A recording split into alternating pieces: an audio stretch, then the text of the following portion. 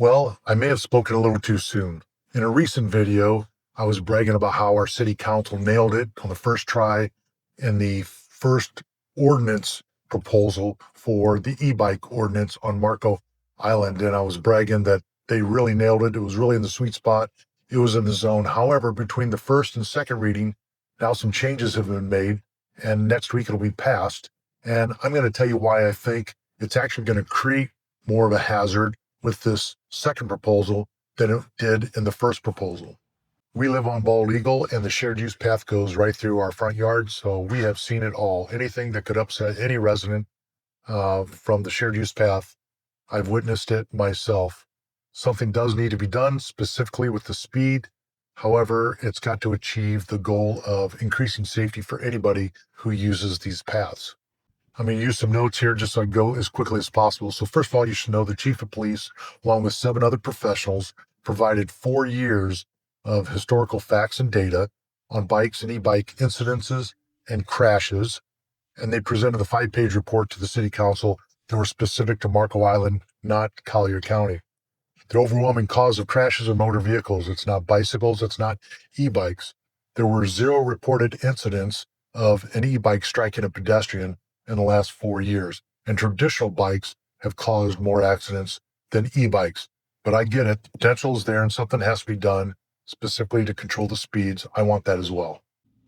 My concern is the change from the first to second proposal of changing the speed limit from 15 miles an hour, which was proposed by all of the professionals, down to 10 miles an hour, which is painfully slow on the bike path itself.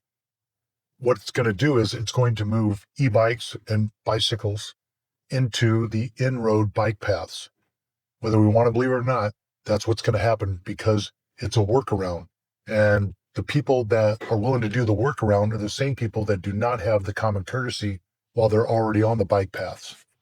Also, our worker population that uses e-bikes as a primary mode of transportation, they're not going to ride to work at 10 miles an hour.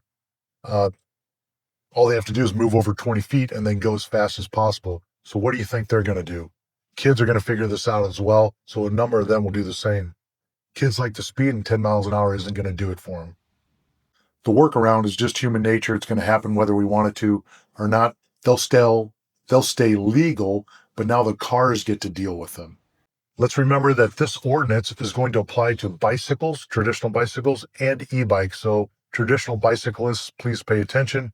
I'm only going to have 3 to 4 minutes at this week's council meeting to present a summary of this information to the council themselves. So I'm going to send it out by email, this video, in advance to not only the councilors, but the team members that were involved in gathering all the facts and data. My hope is that it provides more thought on the subject because the council is already dealing with a well overloaded agenda. So they don't get to dive into the weeds quite as much, and I'm hoping to add more color to this. Councilor Schwan, who represents Marco Island at the Collier County's MPO and BPAC committee, which is essentially a bike pedestrian safety committee at the county level, recommended 10 miles an hour, made the motion, and everybody else on the council went along with the proposed changes. The reason was that she said the committee at the county level said that there's only so many square feet per rider available, so 10 miles an hour is the safest way to go speed-wise. Collier County officials will tell you, because they've told me, that Marco Island is the unicorn. We have more infrastructure for bikes and pedestrians than most of Collier County all put together. So it's not an apples to apples comparison, and I think that should have been brought up in that we are the unicorn, we are the exception, and that our infrastructure is not limited. Collier County does not have shared use paths as wide as we do. So when we start talking about square feet, yes, they are limited on square feet, but Marco Island has much more than that. We have a very robust infrastructure for bicycles and pedestrians. I believe that the county and this committee is far more focused on the majority of their territory, which is outside of Marco Island, and that even though they suggested a 10 mile an hour speed limit, guess what? Collier County that had to implement a more robust or a stricter ordinance for e-bikes in the county because of this lack of infrastructure, they still went with a 15-mile-per-hour speed limit, not 10, as suggested by the committee, their own committee. But I'd be interested to know how many of the counselors actually went out, either rented an e-bike with a speedometer on it or got a traditional bike with a speedometer on it and actually experienced the difference between 10 miles per hour on the shared use path versus 15 miles per hour on the shared use path. 10 miles per hour is excruciatingly slow. I do not see 10 mile per hour as a compromise. I see it as the far low end of the speed limit that's allowed on paths like this and paths that are much smaller than what we have here on Marco Island. Chief Verzano probably has more public safety education and experience than the population of Marco Island combined. And then you threw in 7 other professionals that worked on this and studied all ordinances all over Florida and safety data, etc. And this is what they proposed, the 15 mile per hour speed limit. I'm wondering why one counselor, respectfully, who can attend a number of committee meetings, suddenly becomes the subject matter expert and can trump what these 8 professionals came up with all of the homework they did. If we can get compliance from bike riders to 15 miles per hour, that will eliminate 90% of the issues with e-bikes or traditional bikes on the island. Even Councilor Schwan said during a council meeting that she recognizes that there haven't been any accidents yet. So why are we taking these extreme overcorrective actions in order to get the numbers down to 0 because they're already 0? And what's going to happen is they're never going to revisit this topic again and say, you know what, we were too restrictive on it, so let's increase it from 10 to 15. However, what they can do is later on, if a 15 mile per hour speed limit and then only enforcing that on our major thoroughfares through the city, if those don't work, they can always come back and tighten the screws just a little bit more. But what they're not going to do is untighten them once the restrictions are down to 10 miles per hour. I recognize that it's going to be difficult for the other counselors to go against one of their own, but in this case, I think it's better to be less restrictive up front, follow the recommendations of the professionals, and then later on, if we need to, tighten the screws. Councilor Gray commented and said that he wanted to see the entire island at 10 miles per hour because he wanted to keep it one speed so the kids wouldn't get confused. Now, 5-year-olds can take their parents' cell phone and place Amazon orders. I don't think it's going to confuse these kids. The kids are much smarter. I think we're not giving them enough credit.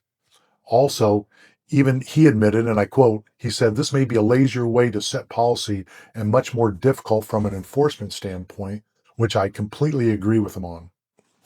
I think it sets the police department up for failure as opposed to success.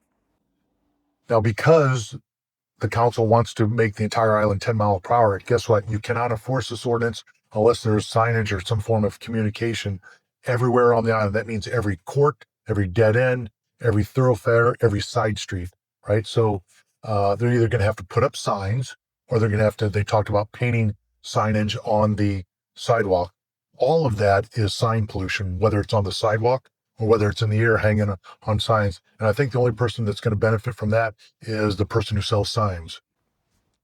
So we'll have a lot of bikes, traditional bikes, the rental bike fleet, let's say, that have no speedometers. So there's going to be some of those radar controlled pedestrian bike signs. In my experience, in my research, I should say, $10,000 to $20,000 a piece. So how do these non-speedometer mounted bikes get to know how fast they're going? Because 10 miles per hour is really, really slow. So do you enforce that? They don't have the speedometer on their bike. How fast do they know they're going? Maybe they're going 15 miles an hour. Is that when they get pulled over and educated? I think the police department itself would rather do education rather than enforcement. But again, at some point, it's going to become enforcement, is it not?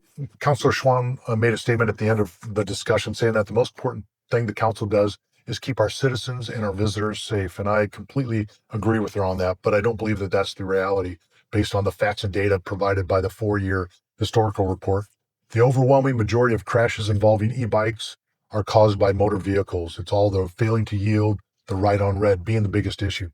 So if her statement was actually our reality, wouldn't we be upping our game on motor vehicles instead of e-bikes? And we would eliminate the right on red rule at every major intersection.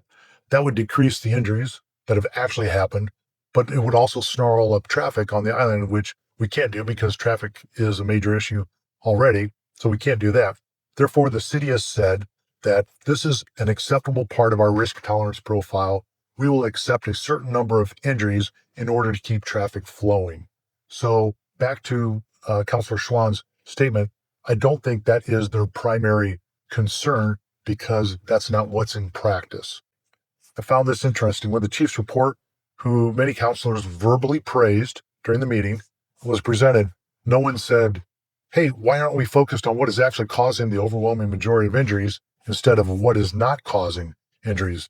No one stopped the discussion to say we need to address the right on red turns before we do anything else and immediately lower the number of injuries to pedestrians, to citizens, and to visitors.